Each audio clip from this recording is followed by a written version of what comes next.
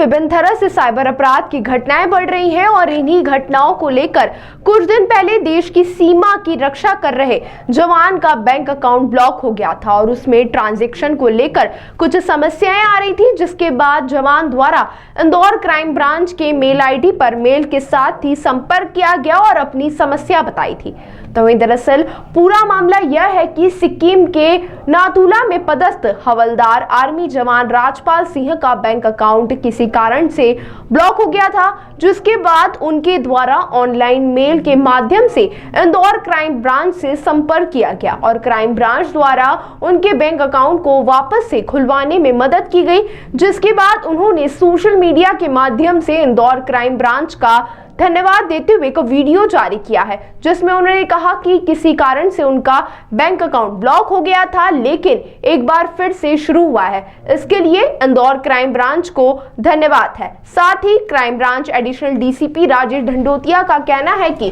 कई बार साइबर अपराधियों के द्वारा जो बैंक अकाउंट में रुपए ट्रांसफर किए जाते हैं उसमें सीक्वेंस के आधार पर कई लोगों के अकाउंट ब्लॉक हो जाते हैं और इसी तरह का यह भी एक मामला था जिसमें हमने जवान की मदद की है, जिस पर से उन्होंने हमारे कार्य की सराहना की है। मेरा नाम हवलदार राजपाल सिंह है। मैं भी सिक्किम में नाथुला पे पोस्टेड हूँ। मेरा जो बैंक अकाउंट था कुछ कारणों से बंद था, उसको क्राइम ब्रांच इंदौर के द्वारा मेरा पूरा सहयोग किया गया है और मेरे अकाउंट को उन्होंने ओपन करा दिया है। मैं क्राइम ब्रांच इंदौर को तहे दिल से शुक्रिया अदा करना चाहता हूँ। थैंक यू, जय हिंद। देखिए 19 जिस तरह के साइबर फ्रॉड की घटनाएं होती है 1930 में कई अकाउंट को फ्रीज किया जाता है और अकाउंट्स को और ब्लॉक किया जाता है। तो ऐसी स्थिति में कई लोगों के ऐसे अकाउंट्स ब्लॉक हो जाते हैं जो कहीं परचेज करते हैं तो उनकी गलती नहीं होती, पर चूँकि ठगी का पैसा अकाउंट में आ जाता है तो इस वजह से उनके साथ फ्रॉड तो उनका अकाउंट ब्लॉक हो जाता है। तो इस संदर्भ में जब उसके द्वारा एक मेल किया गया था, उस मेल पर गंभीरता से कार्रवाई करते हुए क्राइम ब्रांच के द्वारा तत्काल उसका अकाउंट अनफ्रीज कराया गया। चूँकि नाथुला जो बॉर्डर है वहाँ पर वो काम कर रहा है, तो उसके द्वारा वहाँ से एक वीडियो बनाकर धन्यवाद के लिए यहाँ भेजा गया क्राइम ब्रांच के लिए।